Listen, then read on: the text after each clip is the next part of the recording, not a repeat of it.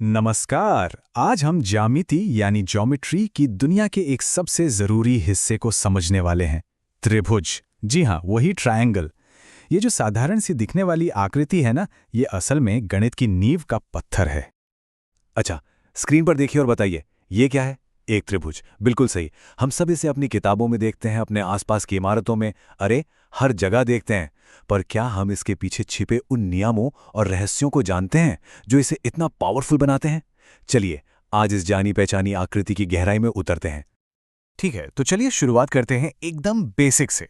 सबसे पहले ये समझना होगा कि आखिर ये त्रिभुज है क्या भला। तो देखिए, गणित की भाषा में त्रिभुज तीन रेखाओं से बनी एक बंद क्लोज्ड फिगर है।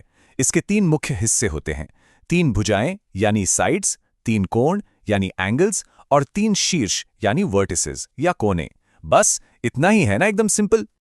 अब मजेदार बात यह है कि सारे त्रिभुज एक जैसे नहीं होते। हम उन्हें उनके गुणों, उनकी प्रॉपर्टीज के आधार पर अलग अलग परिवारों में बांट सकते हैं, ठीक वैसे ही जैसे हम चीजों को सॉर्ट करते हैं। तो त्रिभुजों को क्लासिफाई करने के दो मेन तरीके हैं। पहला, उनकी भुजाओं के आधार पर। अगर तीनों भुजाएं बराबर हैं तो वो है समबाहु यानी इक्विलैटरल। अगर सिर्फ कोई दो भुजाएं बराबर हैं तो वो है समद्विबाहु यानी आइसोसेलेस। और अगर कोई भी भुजा बराबर नहीं है, सब अलग अलग हैं, तो उसे कहते हैं विषमबाहु या स्केलीन।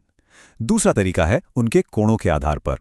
अगर सारे के सारे कोण 90 डिग्री से कम है तो वो है एक अक्यूट एंगल ट्रायंगल यानी न्यून कोण त्रिभुज। अगर एक कोण ठीक 90 डिग्री का है तो वो बन जाता है राइट एंगल ट्रायंगल यानी समकोण त्रिभुज।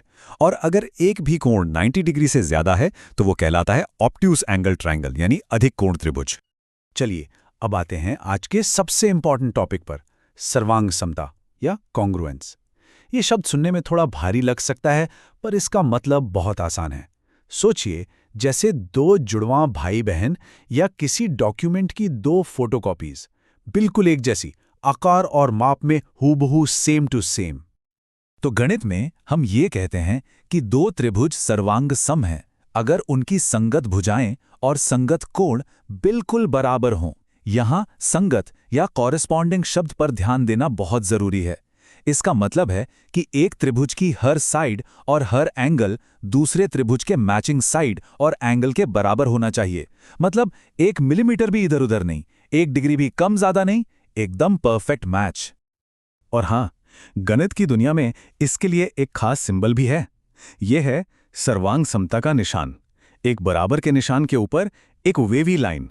तो जब भी यह निशान देखें, समझ जाइए कि दो आकृतियां बिल्कुल एक जैसी हैं, आइडेंटिकल ट्विन्स हैं।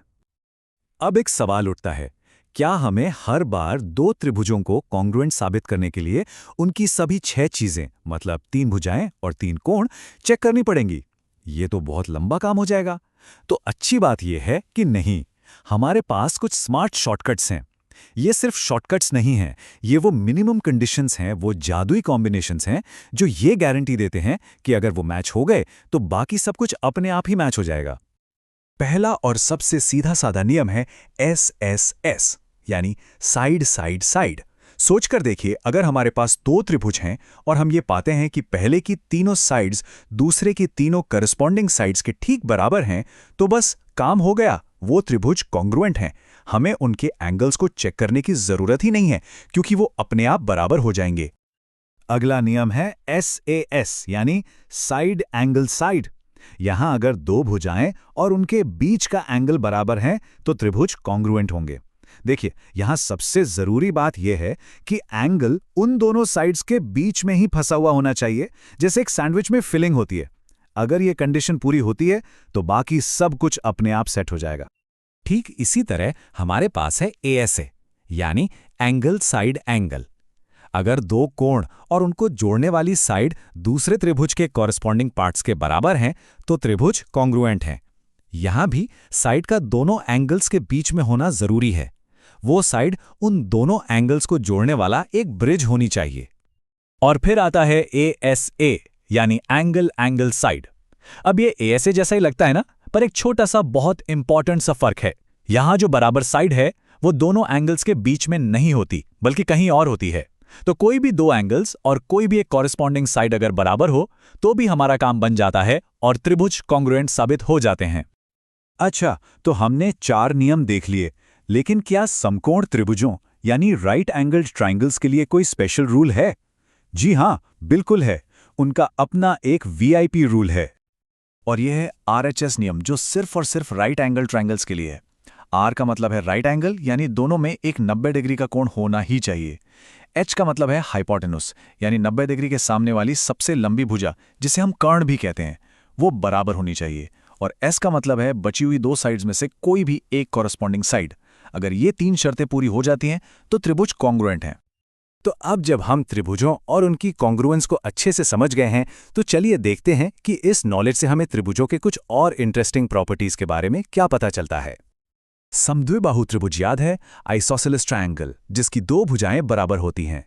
इसकी एक बहुत ही मजेदार प्रॉपर्टी है, बराबर भुजाओं के सामने वाले एंगल्स भी हमेशा बराबर होते हैं। और इसका उल्टा भी उतना ही सच है। अगर दो एंगल्स बराबर हैं तो उनके सामने वाली साइड्स भी बराबर होंगी। ये एक टू वे स्ट्रीट है। और आखिर में एक बहुत ही सिंपल लेकिन पावरफुल आइडिया। किसी भी त्रिभुज में जो साइड सबसे लंबी होती है, उसके सामने वाला एंगल हमेशा सबसे बड़ा होता है। और ठीक इसी तरह जो साइड सबसे छोटी होती है, उसके सामने वाला एंगल हमेशा सबसे छोटा होता है। मतलब साइड की लंबाई और उसके सामने के एंगल के साइज में एक डायरेक्ट कनेक्शन है। तो त्रिभुज की परिभाषा से लेकर कॉन्ग्रुएंस के नियमों और कुछ खास गुणों तक हमने एक छोटा सा सफर तय किया है। अब इन टूल्स के साथ क्या ज्यामिति की पहेलियां सुलझाई जा सकती हैं? चाहे वो एक मजबूत पुल का डिजाइन बनाना हो या हजारों मील दूर सितारों की दूरी का पता लगाना हो, ये बुनियादी नियम हर जगह काम आते हैं। इसका जवाब और इसे इस्तेमाल करने की ताकत अब हम सबके पास है।